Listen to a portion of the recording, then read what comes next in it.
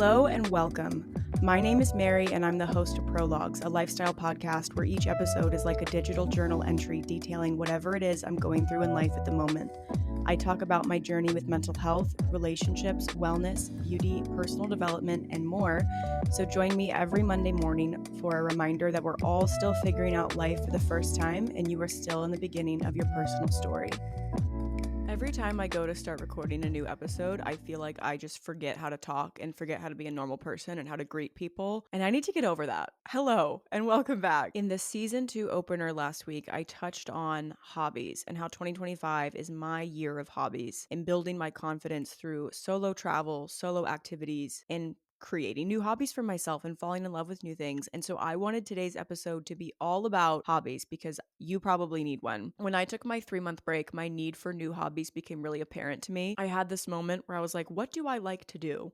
When you meet a new person, because I've met so many new people lately, and they ask, what do you like to do? I hate not having a solid answer to that question. I hate feeling unfulfilled. I hate feeling like my life isn't full of interesting, well-rounded activities. And so I was like, well, nothing's stopping me from finding new hobbies, but it's just going to take work and time and intention. And that's why hobbies is going to be a defining word for my 2025. But I think a lot of us are in the same boat. Finding new hobbies as an adult feels daunting if you're not already good at something or if you haven't carried a hobby over from your childhood. So because I'm embarking on this journey myself, I've written down not only 52 hobby ideas that I'm going to give you guys at the end of this episode, we're also going to talk about hobbies and the importance of having them in general. So if this is you feel like you don't have any hobbies outside of media consumption, which calling myself out right now, this episode is for you and I hope you love it. Okay, so I recently realized that I couldn't really name my hobbies outside of reading and going outside. And I think those are two pretty good ones, but those are the hobbies I've had my entire life and it just didn't feel like enough. I've had a lot of conversations with new people lately where they ask me what I like to do and I'm like, oh, I like to read and I like to go outside. And then I stop and I think to myself, is that it? Is that everything I have to offer? Is that the only thing I do in my spare time besides scrolling on my phone? Like, that's not enough. Something needs to change. I want to be a more interesting, more well-rounded person. I want new skills. I want to feel passionate about something and I want to challenge. So I need more hobbies. For the purpose of this episode, I'm going to define how I see hobbies. And that's just a leisure activity that you do for fun. But a key point here is that it's not a side hustle and you're not monetizing it. I think once you monetize a hobby, there's an added layer of pressure. And personally, that sucks the fun out of things for me because then it becomes work. Then it becomes another part of your job. And you might still love it. You might love your work, your side hustle, your job. But when I say hobby, I mean leisure activity that you do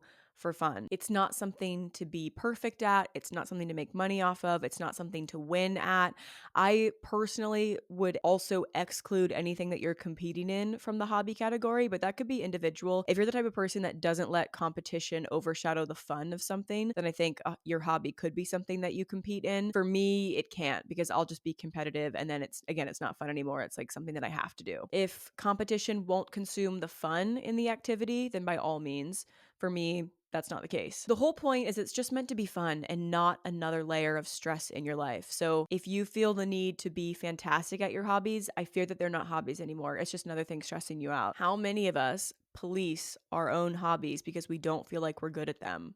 Which is crazy because it's meant to be something that we're doing only for us. So I just want to create a zone where we're not hard on ourselves for our hobbies. We're just having fun. For me personally, I feel like I need hobbies for a few reasons, and new hobbies and adult hobbies for a few reasons. One, I need something to keep me off my phone. My phone addiction has been coming back in full force lately, and I hate to say it, but it does coincide with when I started posting on TikTok more. As you guys know, the whole reason I took that big break from TikTok was I felt like my phone addiction, my TikTok addiction was out of control, and I've been back on TikTok for a few months right now, and my screen time is higher than it's been in like 2 years or a year and a half whenever I started that break in the first place. I hate to say it, I think they're related. The TikTok algorithm is just too good. My screen time has been way too high. You know how every Sunday you get a daily or a weekly screen report on your phone? 2 weeks ago, mine was like over 8 hours a day. Over 8 hours every single day. That freaked me out. And I know that I do a lot of work on my phone because my whole job is social media, but still, that's too much. That was not the reason why I was on my phone for over 8 hours a day. Because when you look and it breaks it down by app, there is no reason on this earth for me to be spending 2 hours on TikTok in a single day. That's crazy. So a big reason for me why I think I need more hobbies is to keep me from just consuming social media constantly. I've talked about this so many times in the podcast, but I am not as happy of a person as I could be when I'm on my phone too much. And I know that's not just me, that's all of us. Even just from a blue light perspective, I find it so difficult to fall asleep at night if I'm scrolling on my phone in bed. And I feel gross when my phone is the first thing that I reach for every single morning, because before I've even gotten out of bed, I feel the need to check my notifications. Like, it's something I really struggle with, especially because I'm on social media all the time posting content and then maybe responding to you guys, engaging in the comments, planning new content, seeing what my friends are posting. Like, it's too much. It's too much. And I think I need structured activities to keep me off my phone. So that's a really big one for me. I also feel like I need more personal goals. I'm in the middle of a quarter life crisis at the moment. And I've had to really sit with myself and decide, where do I want my life to go from here? I'm turning 27 next year. And it's not that I feel completely directionless, but I don't really know what I'm doing. I don't really know what I'm doing in my career or what my career goals are with this. I feel like I used to know, and the older I get and the more things naturally don't go to plan because sometimes life just doesn't work out the way you think it's going to, the more lost I feel. And I don't think that being a little lost in your 20s, one, that's not uncommon. I think we all are. But two, I also don't think it's a bad thing, because that means you have so many possibilities ahead of you. If you feel like you don't have a specific goal, or you don't feel like you're on a specific path right now, instead of feeling freaked out because you're directionless, I'm going to try to reframe in my head and think, okay, that means the whole world is my oyster. Because I don't really know what I'm doing or where I'm headed, I can head anywhere. But that's a big like mental shift in reframing that I'm working on in myself. But I think a hobby is a fun way to set a low pressure goal that still makes me feel like I'm working towards something and accomplishing something, but very low stakes, because the point of a hobby is also not to be productive. It's just to enjoy yourself and have fun. So I think that this is a way to have fun goals that are low stakes and not stressful, but still make me feel like I'm working towards something and have something I can feel proud of when I accomplish those goals. And even if that's just a goal like improving in an area, or maybe the goal is devoting time to that hobby once or twice every single week, something like that, it'll give me something to feel proud of, I think. I also think that I don't have enough mental challenges in my life right now, not from a mental health perspective, but I think that I need to use my brain more. I think I'm susceptible to brain rot, just like we all are. And lately my brain has been rotting and I want to exercise. I was thinking the other day that I feel like I used to be smarter when I was in school and I was in my English major and I was reading like 1,000 pages a week and participating in discussions, analyzing different texts. I know that I was smarter. I was using parts of my brain that I'm not really tapping into right now. And I don't like it. It makes me feel like I'm wasting my potential. It makes me feel like I'm capable of more and I'm not giving myself challenges and I'm not learning new things and I'm not growing. And I want to devote myself to something and feel passionate about it and feel like I'm exercising my brain. I think intelligence is like a muscle, and if you don't give yourself a reason to exercise your thinking, you're going to lose it. And I'm losing it. Maybe I've already lost it. I need to get it back. Along with that, I realized this fall that you really just can't be an interesting person unless you do interesting things. And I just wasn't doing interesting things. I felt like I never had new life updates to give you guys. I felt like I didn't have anything interesting to talk about with my friends, or interesting updates to give my husband at the end of the day. I'm just kind of letting myself fall by the wayside and not investing time into myself and not working on becoming a more well-rounded person. And I want to be an interesting, well-rounded person. But in order to do that, I have to do things. And again, it doesn't have to be stressful things. In fact, it's not supposed to be stressful things, but I need to do more with my time. I read a lot of articles about hobbies when I was preparing this episode, and so many countless articles talk about the connection between having hobbies and reporting a greater sense of fulfillment in your life.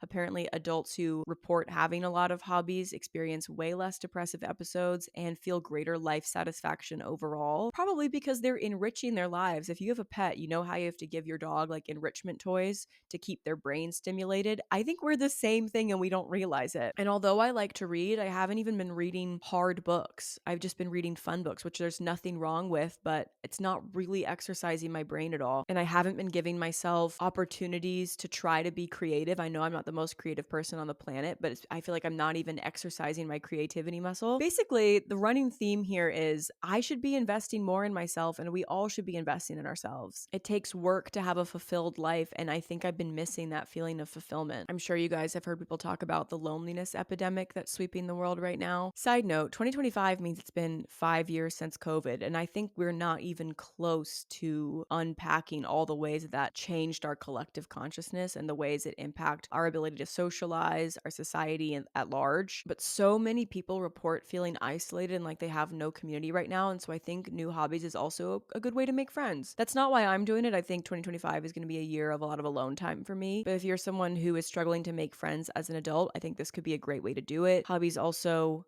relieve stress, which helps your mental health in general. It's a healthier way to channel boredom other than just scrolling on your phone. Good for physical health. I think investing in yourself is a type of self-love. There's so many reasons why we all need more hobbies. I also want to stress that, again, the point is not to be good at it. The point is to enjoy yourself. So if you want to try a new hobby just because you think it sounds cool or you feel like a cool person would like that hobby, that's fine as long as you have a genuine interest in it. But I think a hobby is not something that can be forced because it should be a passion, right? And you're not going to stick to it and devote your time or your money to it if you don't really like it. So as soon as you start feeling the pressure to be really, really good at your thing, whatever you end up picking, I think time to take a step back and cut yourself some slack. And remember, it's not for anybody else. It's just for you. The point is not even to be productive. Even though hobbies are good for you, they keep you busy, they teach you new skills. I think that's not the point at all either. If you're trying to turn your hobby into something productive, or you're trying to monetize it, or you're trying to allow it to make you more busy, I think that takes away the fun and the pleasure. And maybe that means that having a lot of hobbies is a selfish activity, but I don't think there's anything wrong with being selfish if that means you're pouring time into yourself. You are the main character in your life. You should be your favorite person. It's okay if you're spending a lot of time on yourself for no other reason than to have fun. All of that said, I wrote down a little list of how to find a hobby, because that's the hard part. If you had asked me 3 months ago how to find a hobby or what my hobbies were, I would not have had an answer for you at all. And I think one of the best things that happened to me over my little break, my sabbatical, was that it gave me the mental space to realize that I was missing these sources of fulfillment in my life. But if you had asked me before that, I probably would have felt embarrassed to tell you that I didn't have that many hobbies, but I also would have had no idea where to start. So here's my guide to how to find a hobby. Number one, getting into a new hobby has the potential to be expensive. So if you know yourself and you have a hobby graveyard, meaning you have tried picking up a ton of new things in the past, you spent a ton of money on supplies, and you've been interested in it for like 5 minutes before getting bored and shoving everything in a box and never touching it again, maybe pick something with a very low or non-existent upfront cost so that you can try new activities without breaking the bank, or go back to something you've already tried that you already have the supplies for. I just feel like a lot of us are guilty of thinking you're going to be super into something and then spending a bunch of money on it and then losing interest and never touching it again. So if you have a hobby graveyard, it's time to resurrect some things or just pick a hobby with no upfront cost. And then also when picking a hobby, again, the point is not to be productive, but what's been helpful for me is identifying areas in my life that I feel like are missing, like gaps, and then curating hobbies and picking hobbies based off of things that I think will help fill those gaps. And I'll explain what I mean. So the two that I've decided on for 2025 for myself, piano and horse riding. And my intention with those is to have them fill different areas. So piano is really like a healing my inner child type of hobby for me. Music is really good for your brain. Piano is great for your coordination, your ability to do multiple things at once. So it's very mentally stimulating.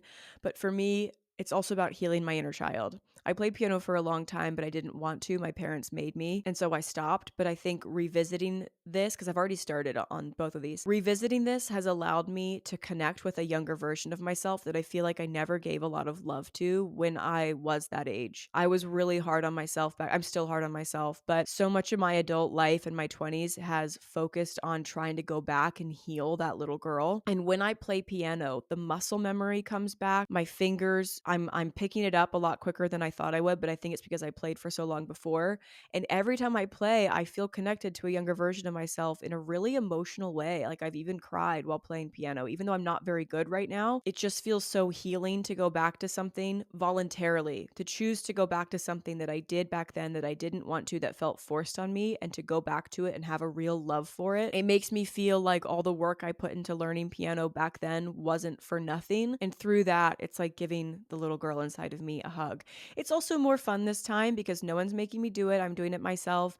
I'm also playing different music. The app that I'm using to teach myself piano has me learning, pop songs instead of just classical music. I really love classical music. I love listening to it. A lot of the time, sidebar, but a lot of the time I feel like listening to music with words becomes very like overstimulating for my brain. So I listen to a ton of lo-fi instrumentals and just piano music in general because it's so calming. It's not overstimulating at all. I don't want to be talked to all the time. Sometimes I just don't want to hear words, and sometimes listening to music makes me feel things if there's words that I don't want to do. I just want to turn my brain off. There's too many words. There's too many.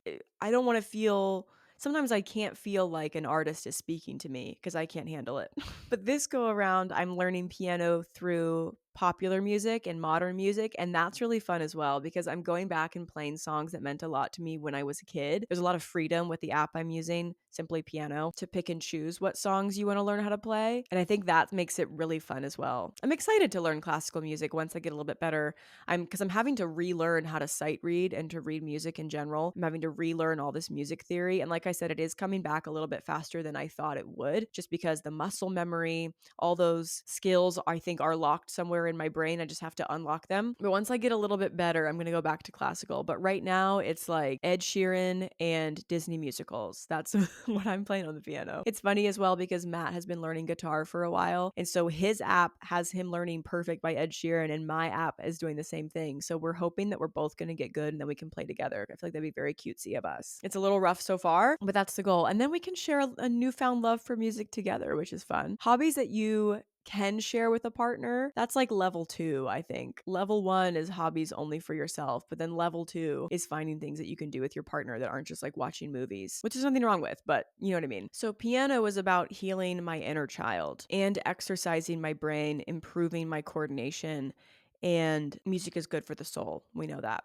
Horse riding is one, a physical activity, and then two, I've been reading about equine therapy and it's fascinating. I didn't realize that so many people did that, kind of like music therapy or therapy dogs. Apparently, horse therapy is a big thing, and I think anything that's good for mental health, like sign me up, especially since I don't have a therapist right now. I told you guys about that last week, but my therapist is shifting her entire career. So we actually had our last session in December, and I don't know what I'm going to do because it's so daunting thinking of having to spill my guts and share my entire life story with someone new, and it takes so much trust and vulnerability to get there with a new therapist. So I think I'm going to take a little break. I know I do need a therapist eventually, but in the meantime, I'm hoping that horse riding and spending time around horses will be good for my soul and good for my mental health. But the other part of horse riding is that it's also a physical activity. I feel like everyone who's really fit and who genuinely loves exercise says that you have to find a form of exercise that you love doing.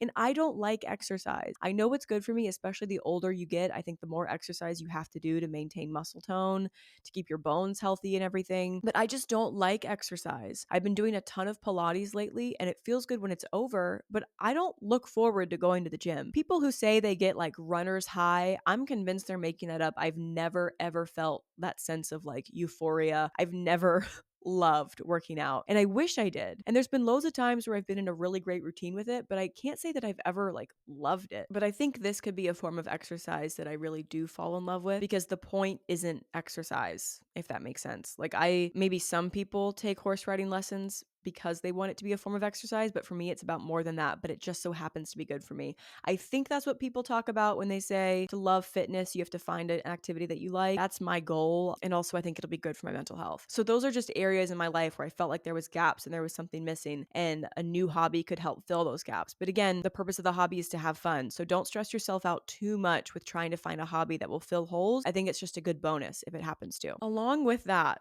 if you need some inspiration, I have written down 52 ideas for hobbies that you could try. I want this to be a year where we're all learning new things. I want you guys to tag me when you pick up new hobbies. I want to see the fruits of it. I want to see what you get up to. If you are someone who already has a ton of hobbies, good for you. That's very impressive. I want to hear about them. But if you feel like you need inspiration, here are 52 ideas for hobbies that you could pick up in 2025. The first two are obvious, piano or music in general, and then horse riding. But I'm just going to go down the list and maybe something will jump out at you. Pottery. There's a pottery studio near me in Edinburgh, and I've been eyeing classes because I'm already starting these two hobbies. I'm going to give myself time, but if I get maybe to the middle of the year and I feel like I'm doing great, I might want to take some art classes or pottery in pottery specifically. My older sister does a lot of pottery, and she says it's very calming and very good for her brain, like quieting her brain down. So I think that could be fun. Painting, you can get paints super cheap at Target or on Amazon or at a craft store. I love when I see people post those videos where they do a paint night with a friend or a partner and each person paints something and they swap canvases and they build off each other's paintings. I think that's so cute.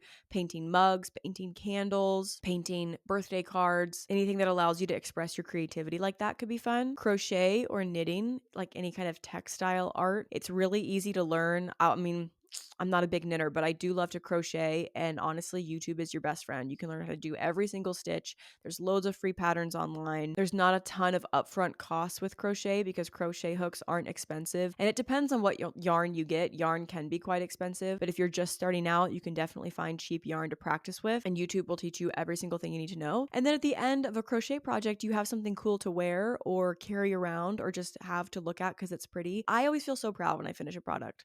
So crochet or knitting, something like that, needlepoint, embroidery, cross stitch, something that you can do with your hands. I love doing a craft with my hands while listening to an audiobook because it helps keep my mind engaged and helps keep me busy. I always feel great about myself after I finish something like that. So sourdough / baking in general. I feel like sourdough people have committed their entire lives to their sourdough starters, and I love that for them. Have you ever seen those videos that's like my sourdough starter is 10 years old, 15 years old plus? I saw a video one time where someone's sourdough starter was 80 years old. It had been passed down through the family. I love that. Feeding a sourdough starter does look like a full-time job, but the fruits of your labor are delicious. Any sport or dancing in general, there are loads of adult beginner classes at dance studios, and you could join a sport at your local Y, or maybe there's a community group that does something. I feel like as adults, we're so hesitant to try new activities because we think we're going to be bad at it or we think we've missed the mark, especially with something like dance, like ballet, because so many people start something like ballet when they're very young. I think a lot of adults feel that they've missed the mark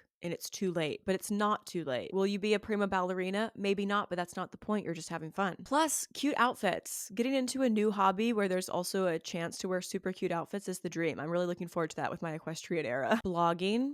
Substack is having a huge moment. We're in the midst of a huge blogging resurgence, but I think we're still early enough that you can get on it right now. Whether it's an online magazine or even just you posting your monthly favorites or travel guides, even if your blog is more of personal reflections, reviving your old Tumblr account, maybe. Anyone? I'd love to see more bloggers pop up this year. Reading, a classic. If you're someone who has never really enjoyed reading, I'm convinced it's not reading you don't like. You just haven't been reading the right books. I think so many people try to get into reading with the classics or material that's difficult to digest and they think they just hate reading, but really you're just not reading something that engages you.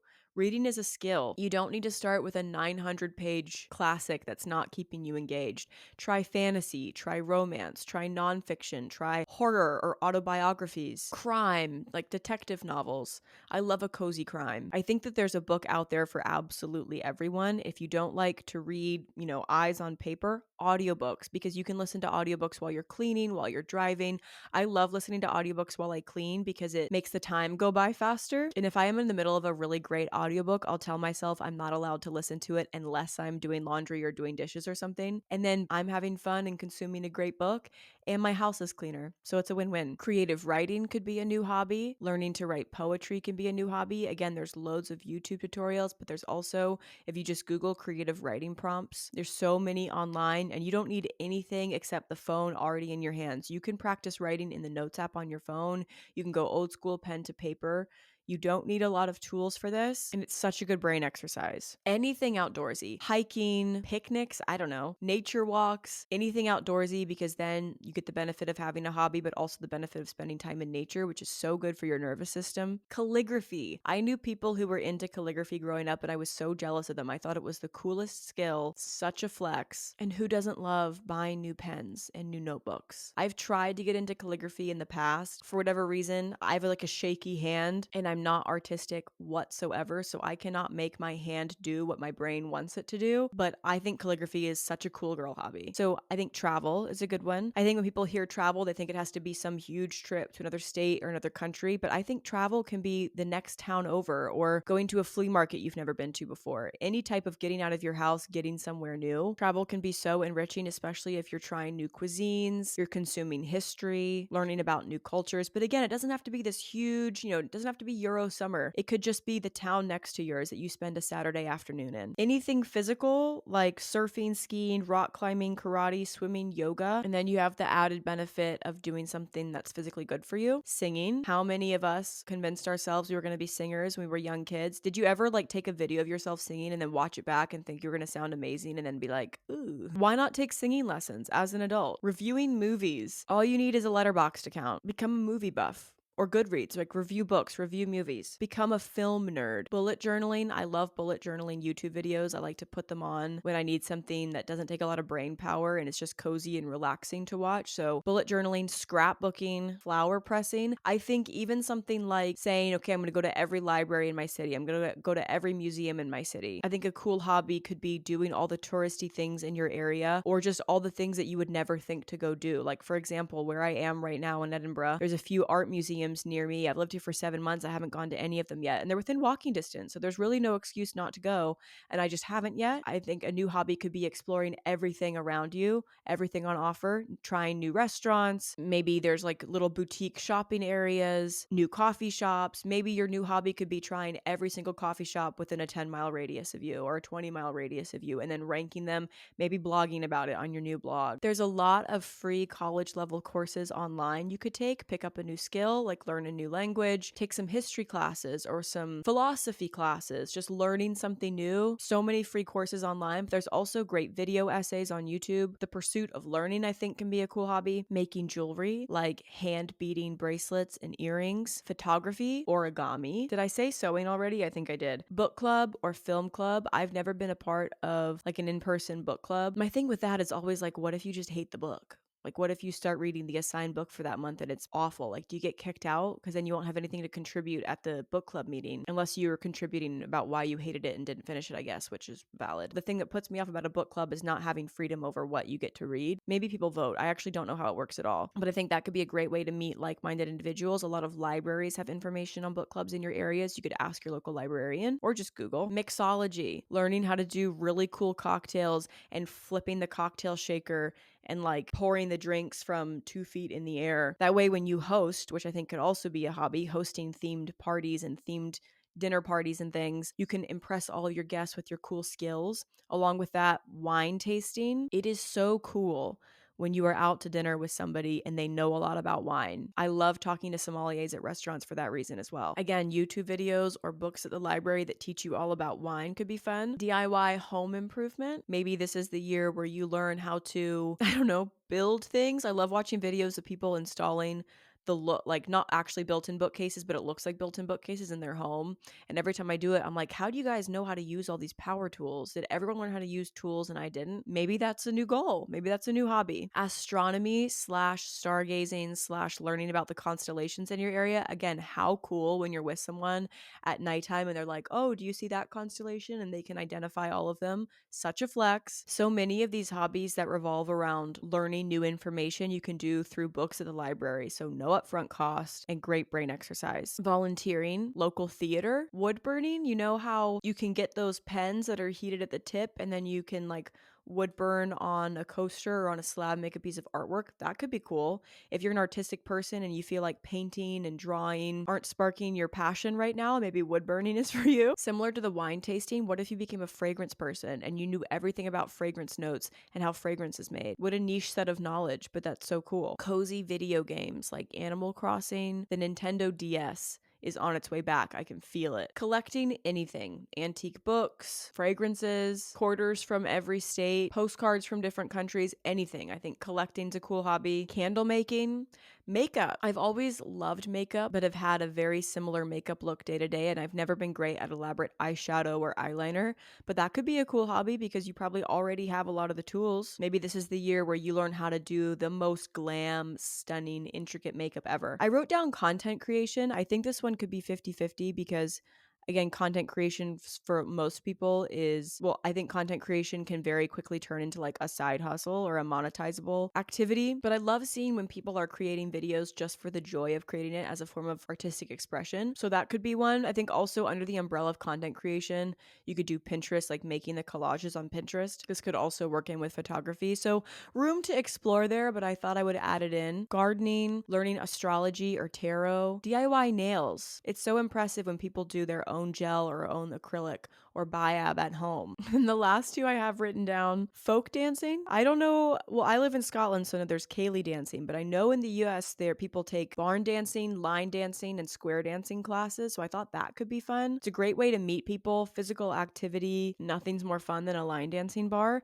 And then the last one I wrote down is actually pole dancing. I think it's really cool when women take pole dancing classes. You have to be so strong to be a pole dancer, but people say it's very empowering and makes them feel confident and feminine and sexy. Maybe there's classes near you. I don't know. Those are all the hobby ideas that I've written down, but I'm going to post on the Prologues podcast on Instagram. It's just the Prologues podcast. So that way, if you have a hobby you're proud of or that's really helped you and changed your life, you can share it in the comments and we can all get ideas from each other. The main takeaway from this, I think, is that this is a year of investing in ourselves. It's the year of personal enrichment, of finding fulfillment, of feeling a spark of joy, feeling proud of yourself for learning something new, working your brain, exercising your creativity. For me, keeping myself off my phone. I do not want to be on my phone 8 hours a day. That's embarrassing. I can't believe I admitted that to you guys. I hope this episode was helpful. I hope you feel inspired to find the new hobby in your adulthood in 2025. I'm looking forward to hearing from you guys what you fill your time with. And I'm looking forward to my journey. I don't know how much I'm going to share with piano and with horse riding because, again, I don't want it to become just like an avenue of content for me because that's not the point. But I do want to share because I'm hoping that my journey will help inspire anyone who really wants to find hobbies but feels like it's too late to start anything new, that's not true. You can start something at any time. I hope you liked this episode. I hope you got some new ideas. I hope you're feeling excited about the year ahead. And I can't wait to hear from you. So thanks for tuning in, for spending your Monday morning with me, and I will talk to you guys next week. Bye.